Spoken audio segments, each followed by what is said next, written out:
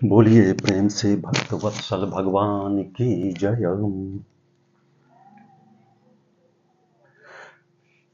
मेधा नामक ऋषि ने सुरथ नामक राजा को बतलाया कि तामुपहि महाराज शरणम परमेश्वरीम आराधिता से वो निर्नाम भोग स्वर्गाप वर्गदा। हे राजन, आप माता भगवती की उपासना करें और वे प्रसन्न होकर भक्त का जैसा मनोरथ होता है, चाहे स्वर्ग प्राप्ति का मनोरथ हो, स्वर्ग की प्राप्ति का मनोरथ हो, भोग करने की लिप्सा हो, या फिर और पुनरावर्ती मोक्ष की अभिलाषा हो, कैसा मनोरथ होता है भक्त का, माता प्रदान करती हैं। तामुपहि महाराज शरणम परमेश्वरीम आराधिता से वो निर्नाम भोग स्वर्गा वर्गदा। ऋषि ने यही बतलाया। सुखदेव मुनि गए थे राजर्षि जनक के पास वेदव्यास मुनि के अपने पिताजी के कथनानुसार जानने के लिए कि क्या करना चाहिए। ये तो मोक्ष के अभिलाषी थे, ये मोक्ष प्राप्त करना चाहते थे और इनका वैराग्य प्रचंड था। वहां भेजा गया, ये गए, राजर्षि जनक ने उपदेश दिया और तब जाकर सुखदेव मुनि ने राजर्षि जनक ने जैसा बतलाया वह बात मानी, और वह उपदेश तो वही उपदेश हुआ जो कि वेदव्यास मुनि ने दिया था। लेकिन राजर्षि जनक की बात इनके मन में बैठी और ये वापस आए अपने पिताजी के पास। इन्होंने पितरों की कन्या पीवड़ी से विवाह किया। इन्हें 4 पुत्र और 1 कन्या की प्राप्ति हुई। सबों का भरण पोषण गृहस्थ आश्रम का जो धर्म है उसका शास्त्रोक्त विधि से पालन करते रहे और कालांतर में वैराग्य की अभिलाषा तो इनकी थी ही, ये कैलाश पर्वत पर चले गए और वहां आत्मचिंतन करते हुए ध्यान करने लगे और इन्हें मोक्ष की प्राप्ति हुई।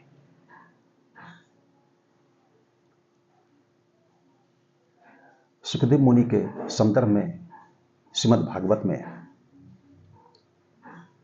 अलग ढंग से प्रसंग है, जैसा कि मैंने निरूपित किया। यह श्रवण करने पर, और जो कि मात्र श्रीमद् भागवत की कथा ही जानते हैं, तो उनके मन में संशय हो जाया करता है, परंतु कल्पांतर भेद से यह कथा स्वीकृत है। इधर क्या हुआ, जब सुखदेव मुनि कैलाश पर्वत पर चले गए तो वेदव्यास मुनि के मन में पुत्र वियोग जनित अपार व्यथा हुई। इन्हें अपनी माता सत्यवती का स्मरण हो आया। ये मिलने चले जन्म स्थान। वहां पर क्या हुआ कि विचित्र वीर्य की मृत्यु हो चुकी थी। कैसे अब कुरुवंश की रक्षा हो, इसकी चिंता माता सत्यवती के मन में थी। उन्होंने भी स्मरण किया वेदव्यास मुनि का। तब तक में ये पहुंच गए। माता सत्यवती ने प्रार्थना की वेदव्यास मुनि से कि कुरुवंश की रक्षा कैसे होगी। माता के इस तरह कहे जाने के पश्चात वेदव्यास मुनि ने नियोग विधि से धृतराष्ट्र, पांडु तथा विदुर जी को उत्पन्न किया। इस संदर्भ में आज इतना ही। पुनः संत लक्षण का निरूपण अब प्रसंग आता है कि कोमल चित्त दीनन पर दाया, मन कर्म वचन मम भगति अमाया। संतों का चित्त कैसा होता है? कोमल चित्त, उनका चित्त कोमल होता है, संतों का चित्त कोमल।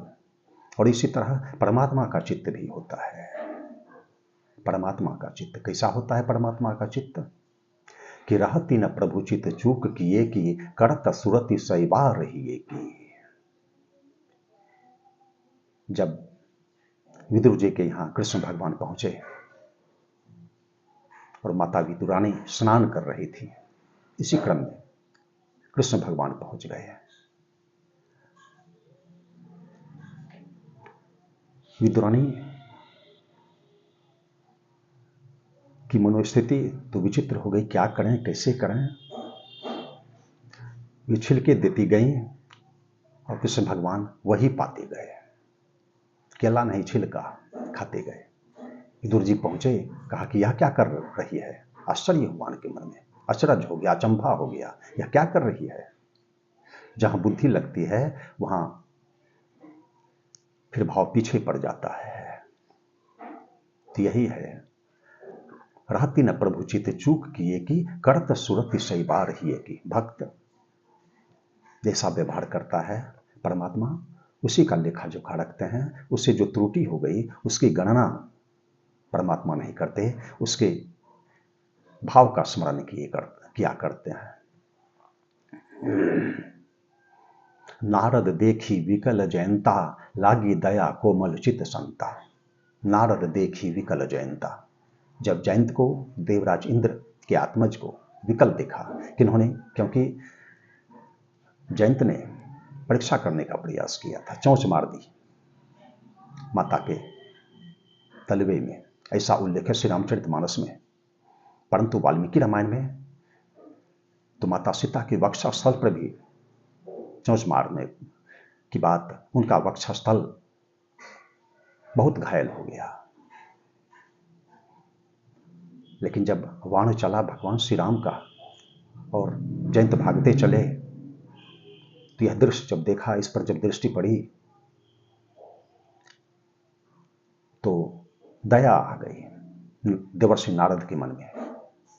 नारद देखी विकल जयंता, लागी दया कोमल चित संता। क्या किया जाए, इसको बचाना चाहिए, दया आ गई। तो कोमल चित दीनन पर दाया, जो दीन है, जो अकिंचन है, इस अवस्था के अंतर्गत जो भी प्राणी है,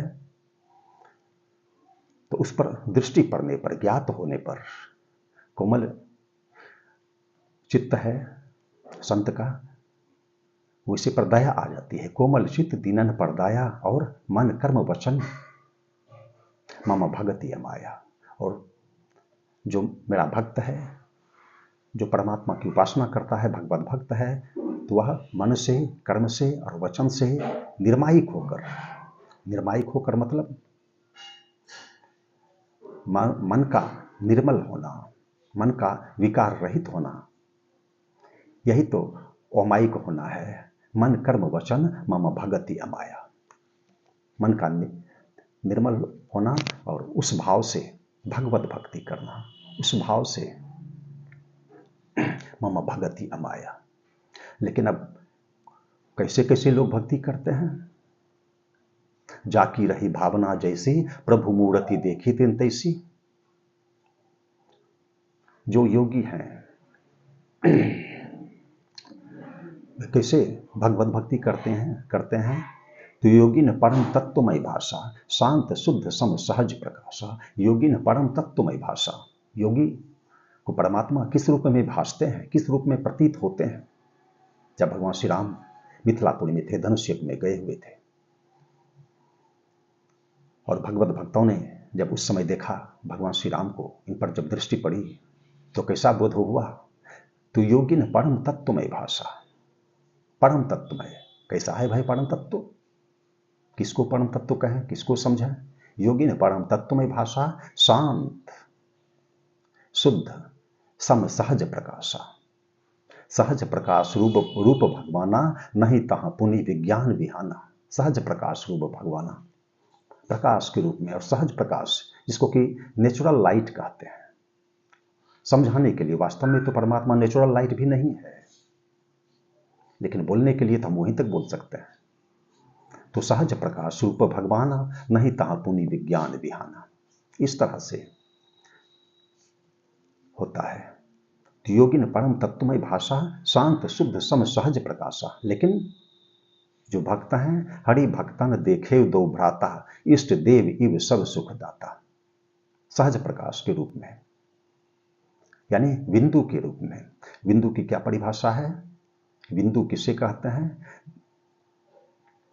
जिसका स्थान है परंतु परिमाण नहीं, वह बिंदु है। बिंदु के बारे में उपनिषद में आया, बीजाक्षरम परम बिंदुम नादम तस्यो परिष्ठितम सशब्दम चाक्षरिक क्षीणे निशब्दम परमम पदम।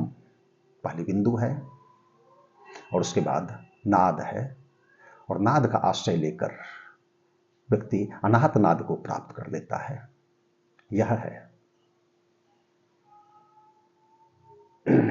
बिंदु नाद महालिंगम शिव शक्ति निकेतनम देहम शिवालयम प्रोक्तम सिद्धम सर्वदेहिनाम। फिर इसी को दूसरे ढंग से कहा गया, इसकी समता